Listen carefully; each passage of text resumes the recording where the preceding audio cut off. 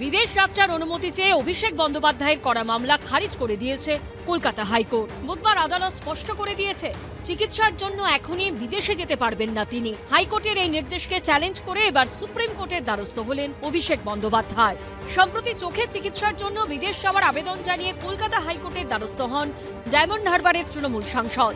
সেই সময় অভিষেক বন্দ্যোপাধ্যায়ের চোখের চিকিৎসা এসএসকে মেডিকেল কলেজ হাসপাতালে করানোর পরামর্শ দেয় আদালত। এরপরই সুপ্রিম কোর্টের দ্বারস্থ হন অভিষেক বন্দ্যোপাধ্যায়। সেই আবেদন কলকাতা হাইকোর্টে ফেরত পাঠায় সুপ্রিম কোর্ট। গত 5 তারিখ সেই মামলার শুনানিতে হাইকোর্টে বড়সড় ধাক্কা খান ডায়মন্ড হারবারের তৃণমূল সাংসদ। মামলা খারিজ করে দেয় আদালত। ওই দিন বিচারপতি সৌগত ভট্টাচার্য বলেন, অভিষেক বন্দ্যোপাধ্যায়ের বিরুদ্ধে প্রায় 16টি মামলা আছে, তাতে যদি কালকে নোটিশ পাঠিয়ে হাজিরা দিতে বলে তখন কি করবেন? গত বুধবারের শুনানিতে আদালতে ভার্চুয়াল মাধ্যমে উপস্থিত ছিলেন অভিষেক বন্দ্যোপাধ্যায়ের আইনজীবী। তিনি বলেন, আগের পর্যায়ে চিকিৎসা যেহেতু বিদেশে হয়েছে, তাই এখন এখানে চিকিৎসা করাতে চাইছেন না অভিষেক বন্দ্যোপাধ্যায়। তখন প্রাথমিক পর্যবেক্ষণে বিচারপতি সৌগত ভট্টাচার্য বলেন, আমি এসএসকেএম হাসপাতালকে নির্দেশ দেব বিশেষজ্ঞ চিকিৎসকদের দিয়ে একটি মেডিকেল বোর্ড গঠন করার জন্য। বিচারপতি ভট্টাচার্য আরও বলেন, এই মুহূর্তে চিকিৎসাটাই সব থেকে বেশি গুরুত্বপূর্ণ, কোথায় চিকিৎসা হচ্ছে সেটা বিষয় নয়। তখন পাল্টা অভিষেক বন্দ্যোপাধ্যায়ের আইনজীবী সওয়াল করেন, যেখানে চিকিৎসা করিয়েছেন সেখানেই যেতে চান, এসএসকেএম এ যাবেন না আমার মক্কেল।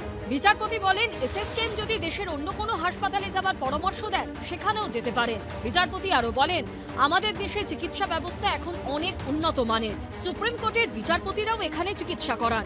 রাজ্য সরকারের তরফেও সওয়ালে বলা হয়, এখনই অভিষেক বন্দ্যোপাধ্যায়ের বিদেশ যাওয়ার মতো আপৎকালীন পরিস্থিতি তৈরি হয়নি। সাম্প্রতিক অতীতে কণ্ঠস্বর মামলায় হাজিরা দেওয়া নিয়ে অভিষেক বন্দ্যোপাধ্যায়ের টালবাহানার প্রসঙ্গ তোলেন বিচারপতি সৌগত ভট্টাচার্য। তিনি বলেন, অভিষেক বন্দ্যোপাধ্যায়ের বিরুদ্ধে কণ্ঠস্বর মামলায় আদালতের নির্দেশ অমান্য করার অভিযোগ করেছিল রাজ্য সরকার। মামলা খারিজ করে দেয় আদালত। এই প্রেক্ষিতে কলকাতা হাইকোর্টে সেই রায়কে চ্যালেঞ্জ করে এবার সুপ্রিম কোর্টে কড়া নাড়লেন অভিষেক বন্দ্যোপাধ্যায়। আপনার চোখের অপারেশন হলে আপনি কি দুবাই যাবেন?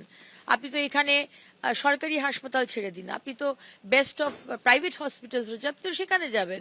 আপনি ওই সাউথের দিকে ভালো ভালো হাসপাতাল রয়েছে, নর্থের দিকে রয়েছে, কিন্তু উনি একদম যে ওনাকে সুপ্রিম কোর্টে দৌড়তে হচ্ছে যে ওনাকে যেতেই হবে, তার মানে এজেন্ডাটা চিকিৎসা করানোর নয়, এজেন্ডাটা পশ্চিমবঙ্গ থেকে পালাবার।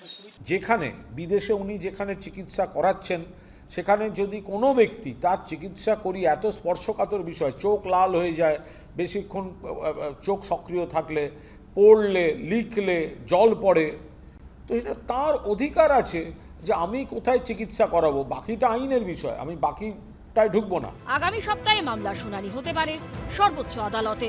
সৌভিক মজুমদারের রিপোর্ট, এবিপি আনন্দ। এবিপি আনন্দ, এগিয়ে থাকে, এগিয়ে রাখে।